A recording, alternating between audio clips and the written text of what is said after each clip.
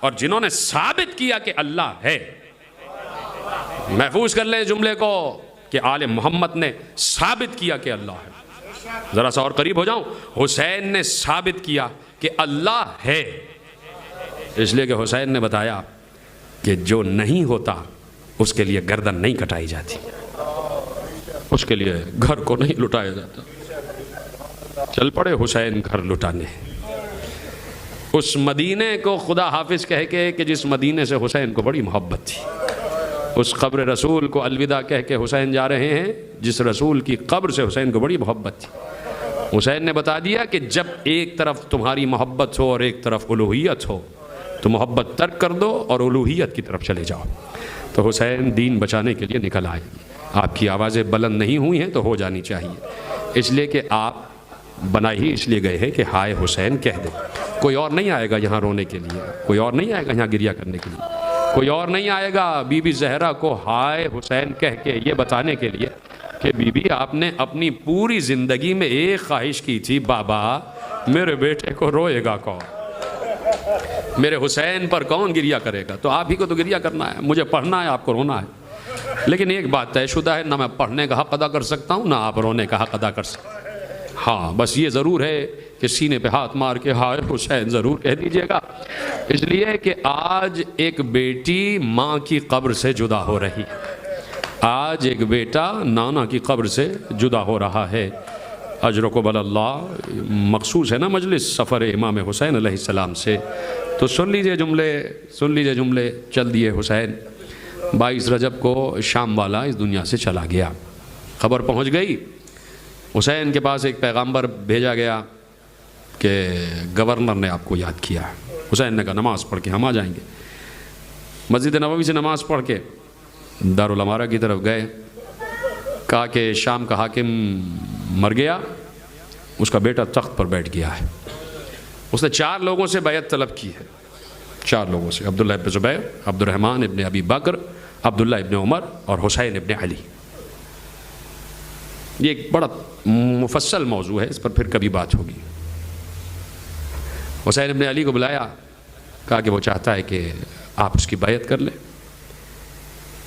جب حسین گھر سے نکل رہے تھے، نماز پڑھ کے گھر میں آئے، بی بی فضہ نے یہ روایت کی ہے کہ جب حسین ابن علی نماز پڑھ کے بچوں کے ساتھ گھر آ جاتے تھے تو بہن پہلے سے دسترخوان بچھا لیتی تھی. شریکت الحسین، خدا خوش رکھے. جیسے آپ رو رہے ہیں، یہ روتے ہوئے چہرے دیکھ کر خدا کی قسم بڑا اطمینان ہوتا ہے. دعا نکلتی ہے اور میں سوچتا ہوں کہ جب میں حسین کا ادنا سا ذاکر آپ کو دعا دیتا ہوں تو حسین کی مادر گرامی کتنی دعا دیتی ہوں گی رونے والوں کو.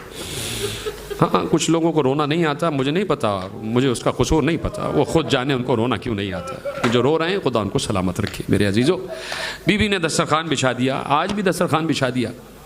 دیکھا بھائی آ کے بیٹھ گئے. عباس سامنے بیٹھ گئے، علی اکبر اور محمد قاسم جوانان بنی ہاشم، حسین کے بھائی سب آ کے بیٹھ گئے. آج حسین کچھ بات نہیں کر رہے. زینب دیکھ رہی ہے میرا ماجا خاموش، کچھ بولتا نہیں. روز یہ ہوتا تھا کبھی علی اکبر سے، کبھی عباس سے، کبھی اون محمد سے، کبھی قاسم سے باتیں کر رہے ہیں، لیکن آج میرا بھائی چپ ہے. اب زینب مزاج شناس امامت ہیں، زینب سمجھ گئی کوئی بات ہے، بیوی سمجھ گئی کوئی مرحلہ ہے. دسترخوان بڑھا دیا گیا.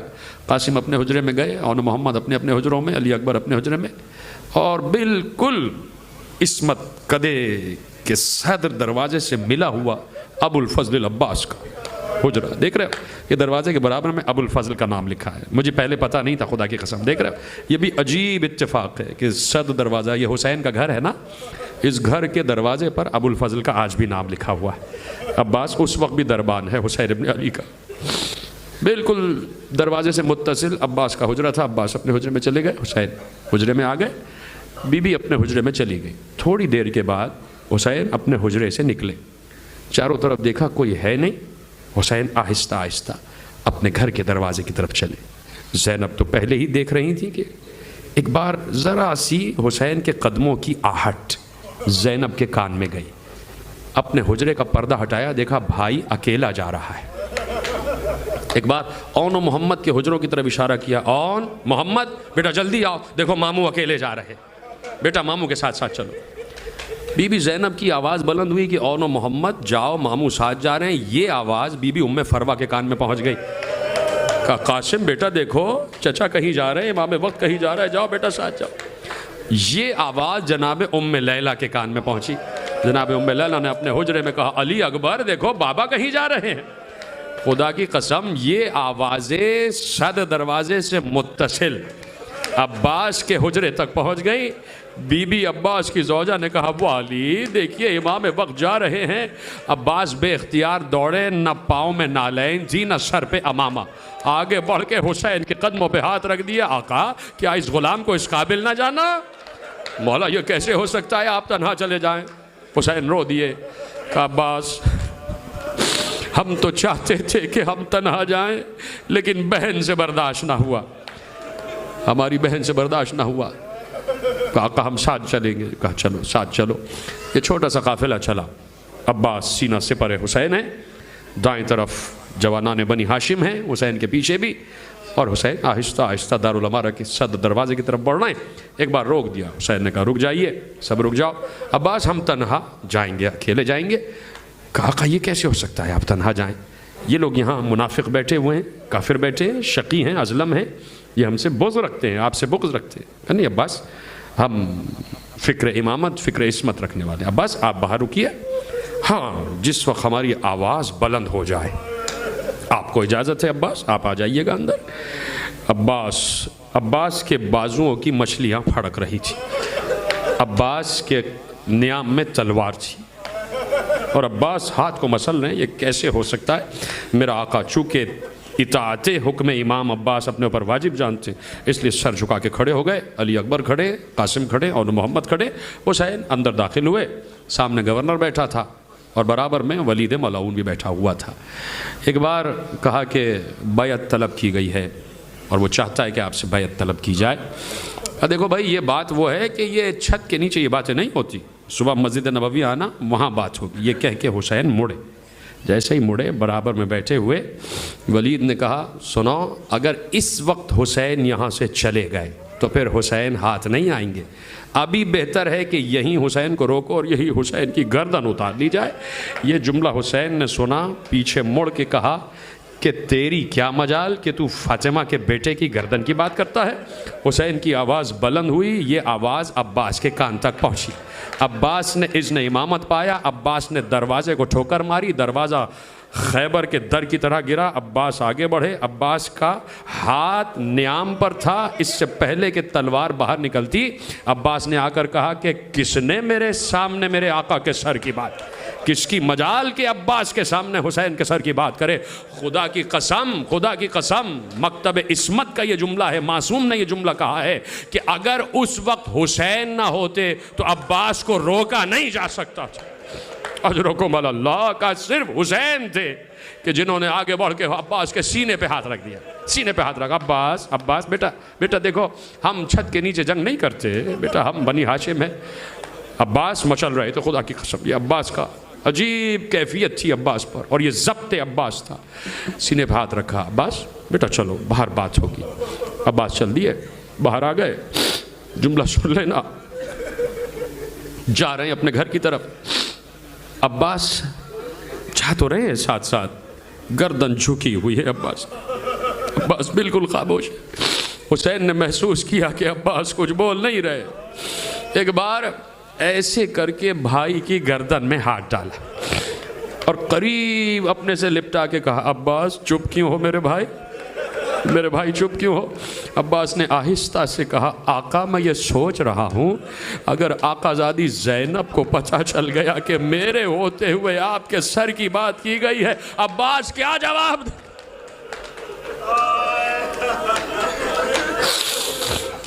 عباس کیا جواب دے گا؟ حسین نے لپٹا لیا عباس کو۔ عباس زینب مزاج شناس امامت ہے، عباس ہم زینب کو بتائیں گے، بھیا چلو۔ آ گئے گھر میں، 27 رجب کی شب گزر رہی تھی۔ کہا زینب اب مدینہ رہنے کے قابل نہ رہا، وہ گھڑی آ گئی جس کا نانا سے وعدہ تھا، صبح آئے گی 28 رجب کی، زینب تیاری کیجئے مدینہ چھوڑنا ہے۔ آواز آ رہی ہے پروردگار کی کہ حسین تمہارے سر کے طالب ہیں، حسین تمہارا لہو اسلام مانگ رہا ہے۔ جو نانا سے وعدہ تھا بہن زینب وہ وعدہ پورا کرنا ہے۔ میں آہستہ آہستہ آپ کی تیاری کرا رہا ہوں، میرا تو کلیجہ پھٹ جاتا ہے، اس لیے کہ رگوں میں اسی حسین کا خون تو دوڑ رہا ہے نا میرے عزیزو۔ آپ کے رگوں میں بھی کربلا دوڑ رہی ہے تو آپ کی آواز بلند ہو جائے میرے عزیزو۔ میں تو جب کربلا پڑھتا ہوں تو کربلا ہی میں ہو جاتا ہوں، کربلا ہی پہنچ جاتا ہوں۔ آج ایک قافلے کو میں جاتا ہوا دیکھ رہا ہوں، پیچھے مڑ مڑ کے حسین مدینہ کو دیکھ رہے تھے، ابھی عرض کروں گا۔ قافلہ تیار ہو گیا، صبح آئی، عباس کے ذمہ سارا انتظام کر دیا، لیکن جب شب گزر رہی تھی نا، شب 28 رجب 27 کا دن گزر کے، ایک بار عباس کو بلا لیا قریب، عباس بھائی ادھر آئیے۔ عباس قدموں میں بیٹھ گئے۔ عباس کاغذ اور قلم لے آئیے۔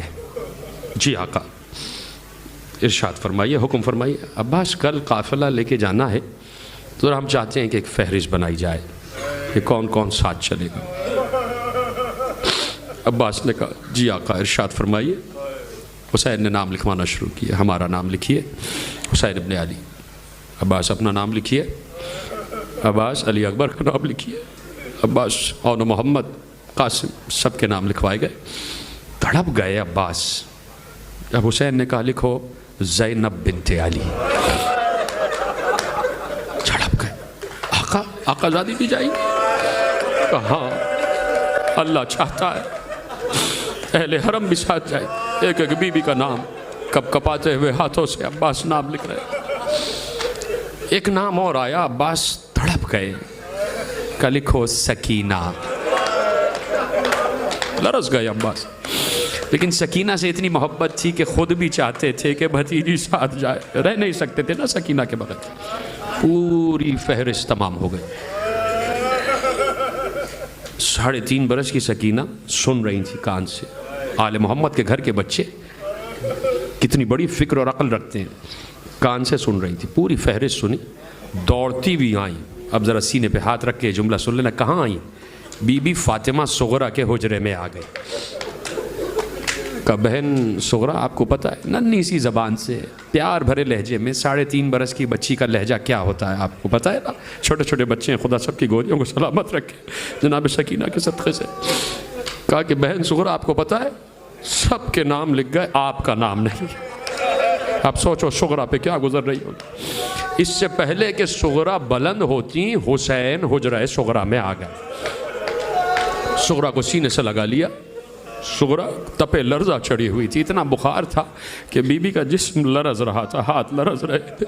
صغرا کو سینے سے لگا لیا، بازو پکڑا، سورہ ہم تلاوت کی، دونوں بازوؤں پہ حسین نے الحمدللہ رب العالمین پورا سورہ ہم تلاوت کیا۔ بیٹی کے ماتھے پہ پیار کیا، رخسار چومے۔ بیٹی نے باپ کو اتنا قریب دیکھ کر کہا بابا ایک سوال پوچھوں؟ کہا پوچھو بیٹا۔ کہا میں نے سنا ہے آپ کل جا رہے، بابا آپ کل مدینہ چھوڑ رہے ہیں؟ کہا ہاں بیٹا جا رہے ہیں، اسی لیے آئے ہیں۔ کہا بابا کیا میرا نام نہیں ہے جانے والوں کی فہرست میں؟ اب مجھے بتاؤ حسین کیا جواب دے؟ بیٹیوں والے بیٹھے ہو نا، کوئی چھوڑ سکتا ہے بیٹی کو؟ چلا بھی جاتا ہے تو بیٹی کی یاد آتی رہتی ہے۔ حسین نے کہا صغرا میں کیسے تمہیں بتاؤں بیٹا، مشیت پروردگار ہے۔ کہا بابا، عجیب جملہ کہا صغرا نے، کہا بابا اگر، بابا میں آپ سے عرض کرنا چاہتی ہوں بابا خدا کی قسم میں کسی اور مرحلے سے نہیں کہہ رہی، بابا اگر سواریاں کم پڑ گئی ہیں نا تو جس سواری میں کنیزیں بیٹھی ہیں انہی سواری میں، بابا مجھے بی بی فضہ کی ہماری میں بٹھا دیجئے گا، بابا مجھے ساتھ لے چلے۔ حسین نے کہا صغرا مشیت ہے اور میں نہیں چاہتا، تمہیں پتہ ہے کہ یہ جتنی بیویاں جا رہی ہیں اہل حرم جا رہے ہیں، زینب ہیں، ام کلثوم ہیں، سب ہیں، لیکن صغرا کربلا میں ایسا مرحلہ آئے گا کہ سب کے سروں سے ردائیں چھن جائیں، سب کے ہاتھ رسیوں سے۔ تھک گئے ہیں کیا آپ مصائب پڑھتے؟ آپ تھک گئے ہیں تو میں تو نہیں تھکا نا، مجھے تو رونا آ رہا ہے۔ میں تو چاہتا ہوں نا کہ مصائب پڑھے جائیں تاکہ بی بی سیدہ خوش ہو کے چلی جائیں، بی بی کا رومال جو ہے خشک نہ چلا جائے، آپ کی آواز بلند ہو جائے۔ کہ سغرا تمہیں پتہ ہے کیوں نہیں لے جا رہا؟ اس لیے کہ سب کے سروں سے ردا چھنے گی، یہ چونکہ تم میری ماں زہرا کی شبیہ ہو، میں نہیں چاہتا کہ بنت رسول کی شبیہ۔ اجرکم علی اللہ، جملہ سمجھ گئے ہو تو گریہ تو بڑھا لو نا، آواز گریہ بلند ہو جائے۔ اجرکم علی اللہ، یہی ہے نا گریہ کرنے کا حق، آپ کی آواز بلند ہو رہی ہے۔ اس امام بارگاہ کے در و دیوار بھی گواہ ہو جائیں کہ گریہ آپ نے کیا ہے، یقیناً آپ گریہ کر رہے ہیں، آپ کی آوازیں محفوظ ہو گئی ہیں۔ چل پڑا قافلہ، تیاری ہو گئی، سامان سفر بار ہونے لگا، خیمے، قناتیں، پانی کی مشکیزیں، کھانے کا سامان، بیبیوں کی عماریاں، سب ایک ایک کر کے۔ جیسے ہی سارا سامان سفر آگے بڑھ گیا، حسین ایک جانب کرسی لگا کر بیٹھے ہوئے پوری تیاری کا ملاحظہ کر رہے تھے۔ عباس کھڑے ہوئے ہیں، علی اکبر بھی ہیں، قاسم بھی ہیں، اون و محمد بھی ہیں۔ سارا سامان سفر والے ناقے بڑھ گئے، آخری جملے ہیں تقریر کے۔ اب وہ ناقے آئے جن پر عماریاں تھیں۔ کیا آپ کچھ کہنے کے لیے رہ گیا؟ عماریوں پر پردے پڑے ہوئے تھے۔ راوی کہتا ہے میں نے دور سے دیکھا کہ عماریاں آ کے رک رہی تھیں۔ ایک عماری آئی، در دولت پر رک گئی، عماری کو بٹھایا گیا۔